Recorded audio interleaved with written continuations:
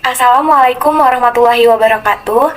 Di sini kami dari kelompok 4 mata kuliah PJOKSD dan Olah Gizi yang beranggotakan 7 orang dengan anggota sebagai berikut. Yang pertama ada Astrid Ardiana Lestari, yang kedua ada Dinda Ayu Muslimah, yang ketiga ada Elsyah Kurnia, yang keempat ada saya sendiri yaitu Halimatus Sadiah Maulidia Ulfa, yang kelima ada Nazifah Husna Hanifah, yang keenam ada Salwa Faadila Bermuranbi, yang ketujuh atau yang terakhir yaitu Sela Febriani. Di sini kami akan mempresentasikan tentang penyalahgunaan obat atau narkoba. Sebelum rekan-rekan saya memaparkan materi, terlebih dahulu saya akan menjelaskan tentang pengertian narkoba. Narkoba adalah zat atau obat baik yang bersifat sintetis yang menimbulkan efek penurunan kesadaran, halusinasi, serta daya rangsang. Sedangkan menurut Undang-Undang Narkotika Pasal 1 Ayat 1 menyatakan bahwa narkotika merupakan zat buatan ataupun yang berasal dari tanaman yang memberikan efek halusinasi, menurunnya kesadaran, serta menyebabkan kecanduan. Selanjutnya adalah jenis-jenis obat atau narkoba. Mengutip dari laman BNN atau Badan Narkotika Nasional, narkoba sendiri digolongkan menjadi 3 macam berdasarkan pada tingkat potensi ketergantungan berdasarkan pada Undang-Undang Narkotika, yaitu yang pertama ada narkotika golongan 1. Narkotika golongan 1 ini hanya dapat digunakan dalam tujuan pengembangan ilmu pengetahuan dan tidak dapat digunakan dalam terapi karena memiliki potensi yang sangat tinggi menyebabkan ketergantungan. Nah, contoh dari narkotika golongan 1 yaitu seperti heroin, kokain, daun kokain, ganja, opium, jicing, katinon, MDMA atau ekstasi, dan lebih dari 65 macam lainnya. Nah, selanjutnya yang kedua ada narkotika golongan 2. Nah, narkotika golongan 2 ini berkhasiat dalam kesehatan. Namun, obat ini biasanya digunakan sebagai alternatif terakhir.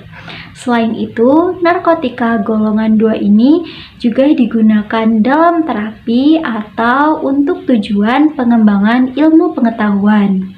Selain itu, narkotika golongan 2 ini memiliki potensi yang tinggi menyebabkan ketergantungan. Contoh dari narkotika golongan 2 yaitu seperti morfin, petidin, fentanil, dan juga metadon. Nah, selanjutnya adalah narkotika golongan 3. Narkotika golongan 3 ini banyak sekali digunakan dalam kesehatan dan juga banyak sekali diterapkan dalam terapi. Narkotika golongan ini memiliki potensi yang ringan dalam mengakibatkan ketergantungan. Contoh dari narkotika golongan 3 yaitu seperti kodein, kemudian buprenorfin, etimorfina, nikokodina, polkodina, propiram, dan ada 13 macam lainnya termasuk beberapa campuran lainnya. Baik, saya akan melanjutkan yaitu masih mengenai topik yang sama tentang jenis-jenis obat atau narkoba.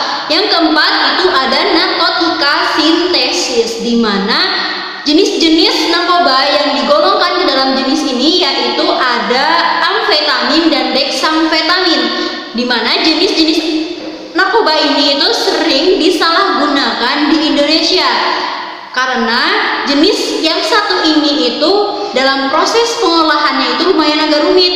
Golongan ini sering digunakan oleh banyak para ahli dan bidang kedokterannya itu dimanfaatkan untuk keperluan pengobatan dan ataupun penelitian. Selanjutnya yaitu ada narkotika semi-sintesis, di mana dalam proses pengolahannya jenis narkotika yang satu ini yaitu menggunakan bahan utama berupa narkotika alami yang diisolasi dengan cara diekstraksi atau memakai proses yang lainnya.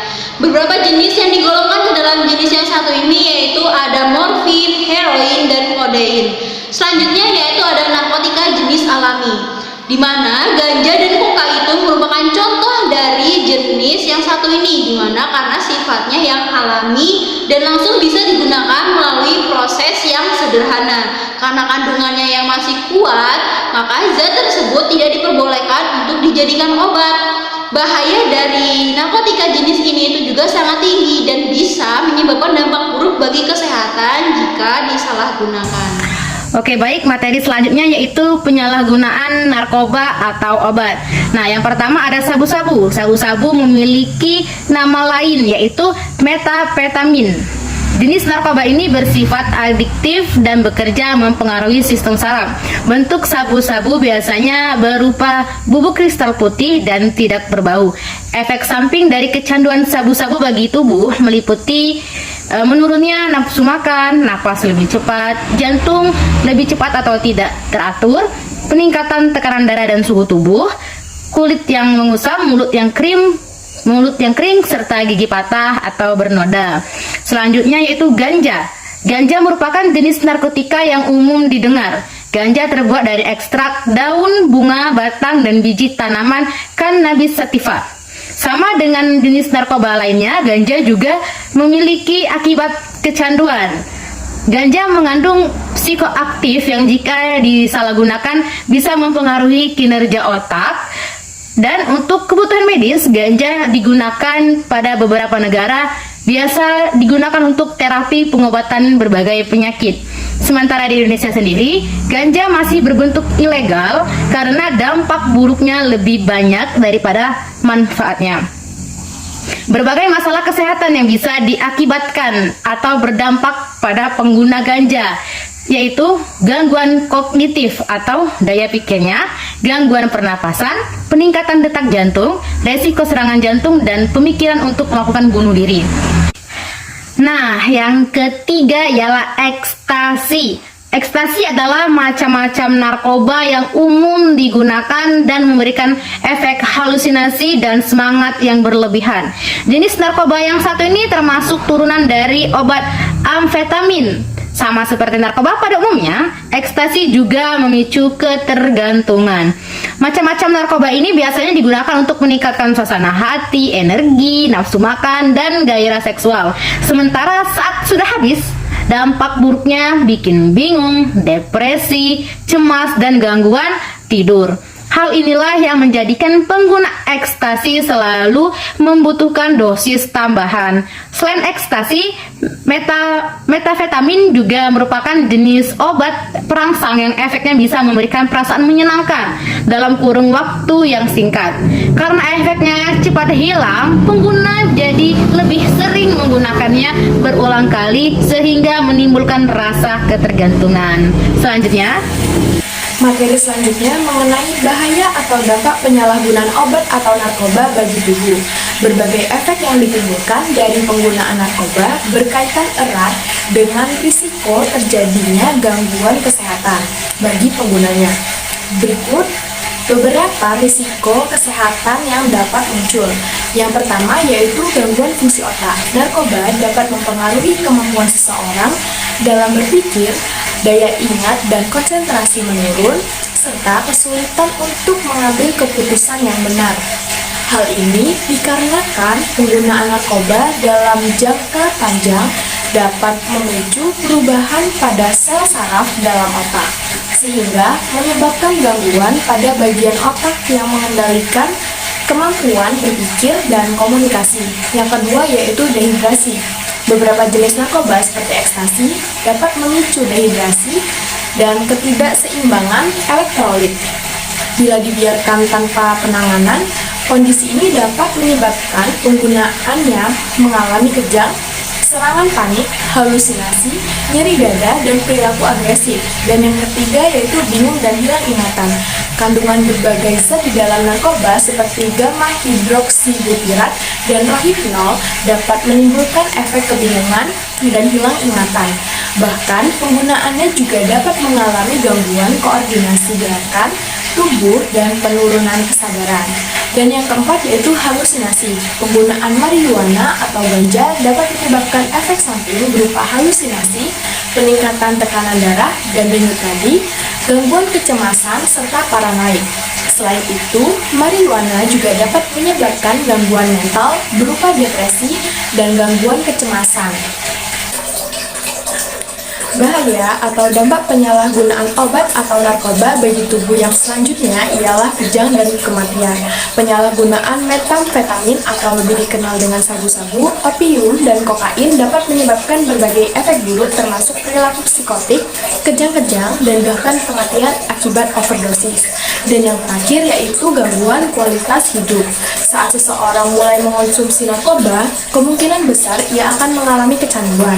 Seiring waktu, pengguna akan membutuhkan dosis yang lebih tinggi untuk mendapatkan efek yang sama. Ketika efek narkoba mulai hilang, pengguna akan merasa tidak nyaman akibat munculnya gejala putus obat seperti gelisah, sulit tidur, nyeri otot, dan perasaan ingin kembali mengonsumsi narkoba. Selain berpengaruh pada tubuh, bahaya narkoba juga dapat mengganggu kualitas hidup penggunanya. Misalnya, berurusan dengan lingkungan sosial dan pihak kepolisian akibat mencuri demi mendapatkan uang untuk membeli narkoba. Selain itu, infeksi HIV atau hepatitis B juga bisa mengincar pengguna narkoba, terutama mereka yang menggunakan narkoba dalam bentuk jarum suntik. Baik, saya akan menyampaikan materi tentang pencegahan penyalahgunaan obat atau narkoba. Upaya ataupun cara-cara yang dapat kita lakukan untuk pencegahan penyalahgunaan obat-obatan terlarang atau narkoba dengan cara yang pertama yaitu meningkatkan keimanan dan ketakwaan.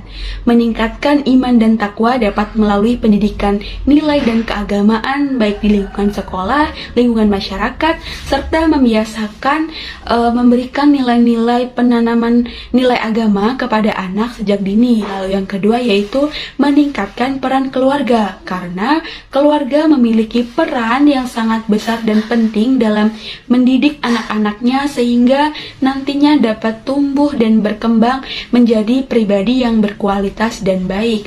Lalu yang berikutnya yaitu dengan memberikan kontrol, filter, serta koreksi sikap terhadap anak-anaknya secara bijaksana.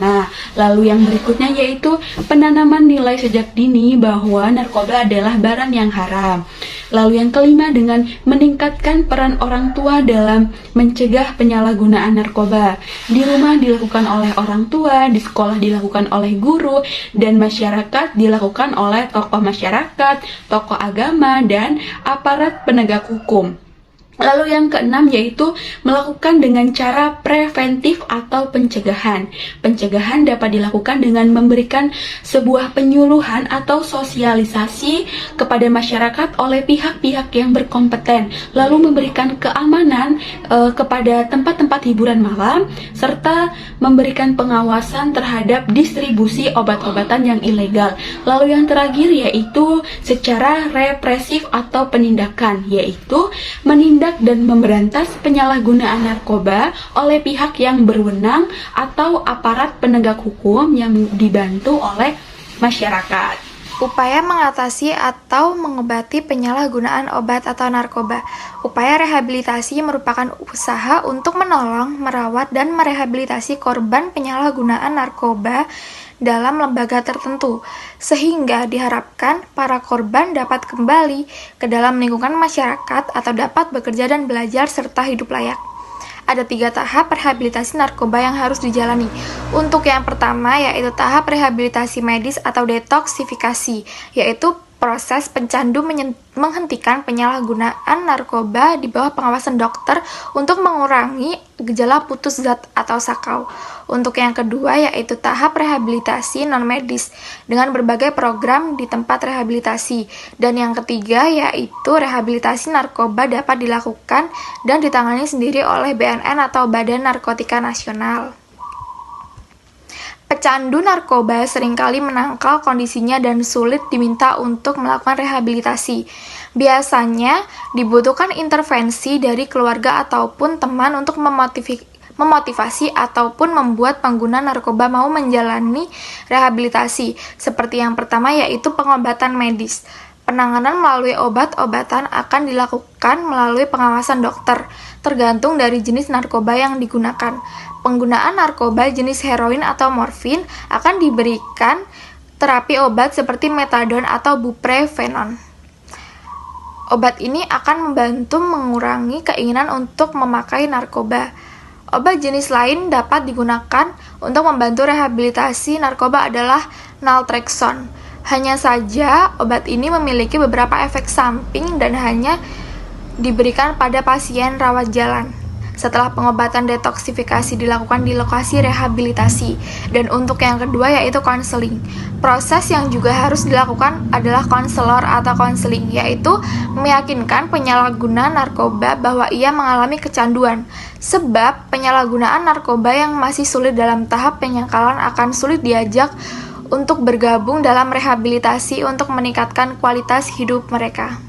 Sekian presentasi dari kelompok kami. Saya mewakili rekan-rekan saya. Mohon maaf apabila terdapat kesalahan dalam penyampaian materi.